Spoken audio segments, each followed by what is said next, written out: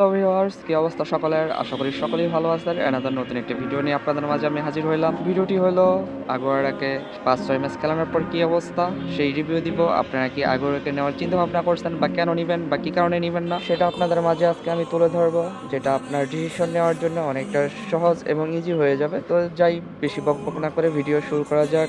আজকে আমি ভিডিওটি আগুয়ারাকে দুইটি ভাগে ভাগ করবো। একটি হলো আগুয়ারের স্ট্রং পয়েন্ট, আরেকটা হলো আগুয়ারের উইক পয়েন্ট। তো দুই পয়েন্ট নিয়ে কথা বলবো আজকের ভিডিও। আমি সম্পূর্ণ আমার পার্সোনাল অপিনিয়ন শেয়ার করবো। আমি আমার ফরমেশনে কিন্তু ডাবল সেভ নিয়ে খেলাই। ইতিমধ্যে কিন্তু আপনারা আমার গেমের মধ্যে ফরমেশনটি দেখতে পাচ্ছেন। এই গোলটার কথা আমি বলবো, দেখেন আমার রাইট ব্যাক মাইকেল একটা ফ্লাইং পাস দিচ্ছে, একবারে হেড দিচ্ছে, হেড দেওয়ার পরপরে কিন্তু রান মেক করছে একবারে। তো বক্সের বাইরে থেকে কিন্তু দুর্দান্ত একটি শট দিয়ে কিন্তু গোল দিয়ে দিল। আপনাদের কিন্তু আরো কিছু গোলের ক্লিপ দেখাবো। তার আগে বলে রাখি, আপনাদের যদি আমার এই আগরের ট্রেনিংটি লাগে, আপনারা কিন্তু আমার যে হোয়াটসঅ্যাপে নক দিতে পারেন। আমি আপনাদেরকে হোয়াটসঅ্যাপ নাম্বারটি স্ক্রিনে দিয়ে দিতেছি, এখানে নক দিয়ে কিন্তু ট্রেনিংটি নিতে পারেন। তাছাড়াও আপনারা একটি স্কোয়াডের ছবি আমার হোয়াটসঅ্যাপে নক দিবেন যে আপনার স্কোয়াডের জন্য কোন প্লেয়ারটা নেওয়াটা বেস্ট হবে, যৌক্তিক হবে। আমি কিন্তু সেটাই কিন্তু আপনাদেরকে বলে দিব।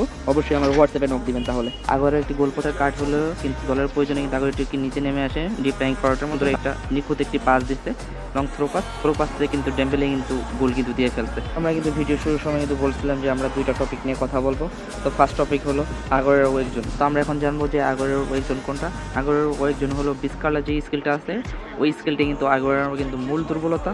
আমি আপনাদেরকে বলতেছি, কাল মাত্র 83 হওয়ার কারণে আগরা দিয়ে আমি যতবারই বিস্কারলে অ্যাটেম্প্ট করছিলাম, একবারও কিন্তু সঠিকভাবে কোনো বিস্কারলার হয়নি। তো যারা শুধু নিতে চাচ্ছেন শুধু বিস্কারলিংয়ের জন্য, আমি তাদেরকে বলবো ভাই থামেন ভাই, বিস্কারলিংয়ের জন্য আগরাকে যে নিয়েন না।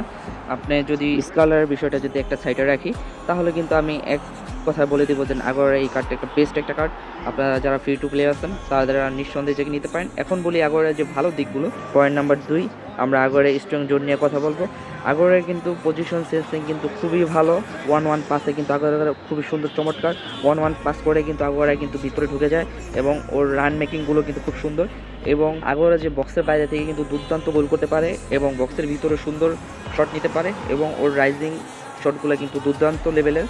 আমার কিছু গেম প্লেতে আপনারা যে ভিডিও দেখতেছেন আগরের গোলগুলো, আমি আপনাদেরকে দেখানোর জন্যই আমি যে কি এই ভিডিওটা মেক করছি। দেখছেন এই মাত্র একটা গোল হলো কত সুন্দর রাইজিং শটে। যারা ফ্রি টু প্লে খেলেন তাদের যদি কোনো ভালো সিএফ কার্ড না থাকে, বা আপনার একটা সিএফ আছে যে দুইটা সিএফ লাগবে, তো তখন কিন্তু আপনি কিন্তু আগরে কিন্তু নিঃসন্দেহে কিন্তু যে নিতে পারেন, কারণ বেস্ট একটা কার্ড আমি বলবো।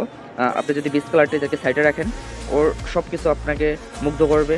ওর বোলিং দক্ষতা, ওর পাসিং সব কিছুই আপনার খুব ভালো লাগবে। যারাই আগরকে নেবেন সবাই কিন্তু যদি ডাবল স্টেপ নিয়ে কিন্তু খেলবেন, তাহলে কিন্তু ওর কাছ থেকে কিন্তু বেস্ট পারফরমেন্সটা বের করে আনতে পারবে। আমি আগরকে দিয়ে কিন্তু সেকেন্ড ম্যাচে কিন্তু হ্যাটট্রিক পাই এবং কিন্তু প্রতি ম্যাচে কিন্তু আগরে কিন্তু যে গোল করতেছে। হয়তো নেক্সট আপডেটে বিস কালারটাও কিন্তু ভালো করে দিতে পারে। এটা একমাত্র ইকোনমির উপরে যাকে ডিপেন্ড করে, কারণ আমরা যাকে বিগত সময় যাকে দেখছি, যদি কোনো জায়গায় নতুন এপিক আসে, ফার্স্ট উইকে আমরা তেমন পারফরমেন্স না করলে কিন্তু সেকেন্ড উইকে কিন্তু আমরা ভালো পারফরমেন্স পাই। যেহেতু ফেনোমেনাল ফিনিশিং স্কিলটি আছে, তাই নিঃসন্দেহে কিন্তু ভালো একটি সিএফ। সর্বোপরি আমাকে যদি একটা কথা বলতে চান আগরাকে নেবেন কি নেবেন না, আমি অবশ্যই বলবো যে আপনি অবশ্যই নেবেন এই কার্ডটি। ফ্রি টু প্লের জন্য সেরা একটি কার্ড। তো আজকের জন্য ভিডিও এইটুকুই। তো যারা আমার ইউটিউব চ্যানেল থেকে ভিডিওটি দেখতেছেন তারা অবশ্যই আমার চ্যানেলটি সাবস্ক্রাইব করে রাখবেন, এবং যারা আমার ফেসবুক পেজ থেকে দেখতেছেন তারা অবশ্যই ফলো দিয়ে রাখবেন। ধন্যবাদ, ভালো থাকবেন, সুস্থ থাকবেন, আসসালামু আলাইকুম।